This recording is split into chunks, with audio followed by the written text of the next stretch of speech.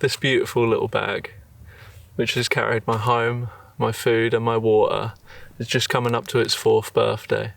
So I figured now's a good chance to sit down and share with you why I like it, the simplicity, the features, the uses for it, and the efficiency of this bag. And with only 2 issues over thousands of miles, I'm pretty sure I can give you reasons why I think this is a fantastic choice.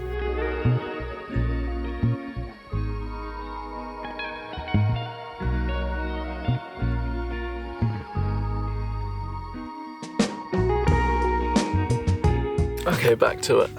This is the Atompacks, the Pulse, which was originally, when I bought this bag, it was called the Atom Plus. My maiden voyage with this bag was the Cumbria Way, which I figured is quite fitting because this bag was made, and they are still being made, out of the Lake District in England. I really like the company. They've always been able to speak to you in person if you've got issues or if you've got features you want to be added or taken away from the packs when you're ordering, customizations, etc. So why do I like this bag? I mean, I do like others, but I mean, I've had Ospreys in the past. I've had the cheaper big things from Mountain Warehouse, all ranging all the way up to 110 litres. And they're all kitted out with features here, zips for that. There's just so many bells and whistles on these things, extra bits to break, and I just find them clunky, overbearing. And since I've had this thing, I've really enjoyed just how simple it is. So the simplicity is effectively just a roll top from entry point. I get everything in here. I use a liner for the inside just to keep all my vitals dry. Then I roll it up and I'm good to go. I'm not going to go crazy onto the insides of this thing because I've made an entire video before about how I pack my bag, and this is actually the exact same one. But I will say, like, the mesh on the front, huge big pocket. I'm able to keep everything I need in there throughout the day for the most part, so I don't need to get into the main compartment. I've got my nice big pockets on the sides. You can keep like 2 litres of water, 2 litre water on one side, or I can go 4 if there's a big carry. But I would usually just have a trekking pole and my video tripod in one side, 2 litres on the other, and then I'll have a water filter if I need more. And then I've got a beautiful little compartment underneath for my day-to-day snacks. What they've added is a really nice feature at the bottom edge to be able to chuck your rubbish in on the opposite side and then just empty it at the end of the day. And on the front, on the straps, you've got 2 pockets. You've got a daisy chain to attach anything you need. As the Atom Pulse, I believe this is just a upgraded version of the Atom itself, which was the original sort of just a ultralight pack. This is one that's built potentially for bigger carries, medium carries. So it comes with a hip belt, a removable hip belt. It has a carbon fibre frame throughout and then some foam padding to take some support on your back while you're on the move. When I actually first bought this, I viewed it as a lightweight pack that I'd potentially use on summer trips. I'd probably keep a bigger pack for the heavier sort of like the longer distance stuff or winter trips. But honestly, since I've had this, it's the only thing I've used because I've worked out that you can use it in so many different ways. You can strip it right down. So the hip belt can come off for lighter trips, the carbon fibre rod, the foam mesh at the back, you can just use something else to support you and just have it as a regular Atom if you need it to.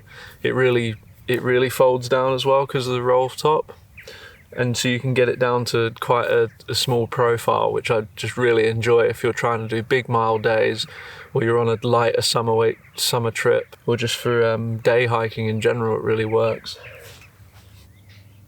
Beautiful sunset coming over right now. I got to show you. Yeah. Wow.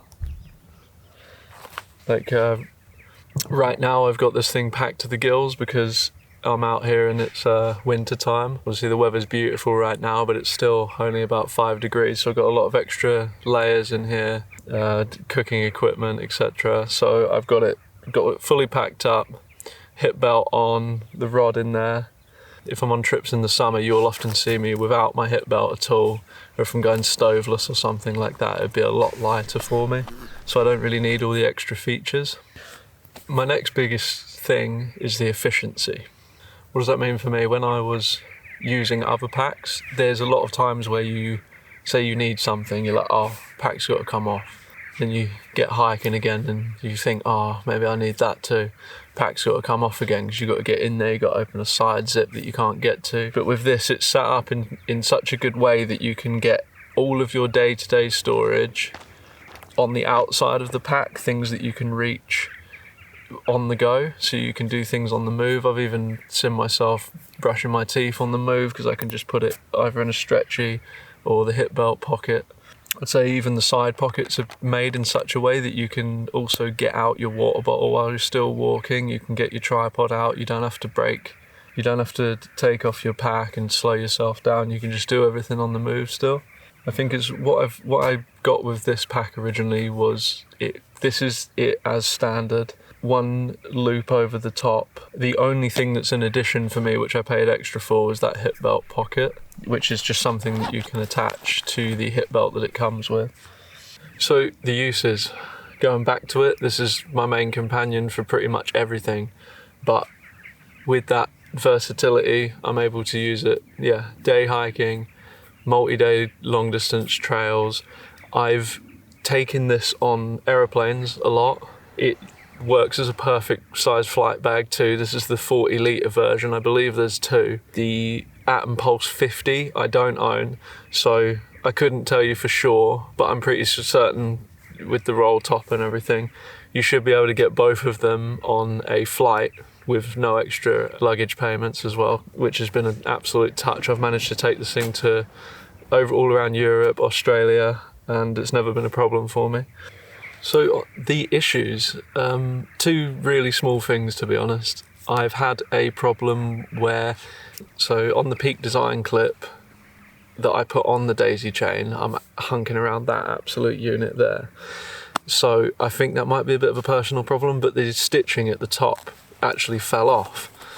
But luckily I had my Auntie Anne teach me how to do a bit of stitching and stuff, and I've managed to put that back on and I've never had a problem with it since. And then the other time was where I had a bit too much faith in the material, but they never tell you that it's waterproof or anything.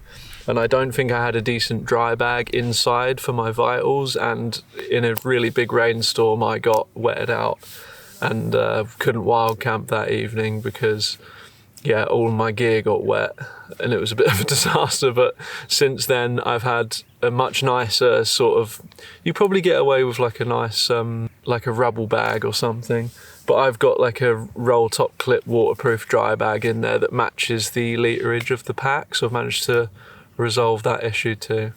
I think to say that there's only been 2 issues in thousands of miles in nearly 4 years is a pretty good advert for this pack. It's still going really strong. I've never seen any wear and tear on the stitching for the shoulder straps, even though I've put it under tremendous weight with a few beers and stuff like that. I've never had any rips on the material.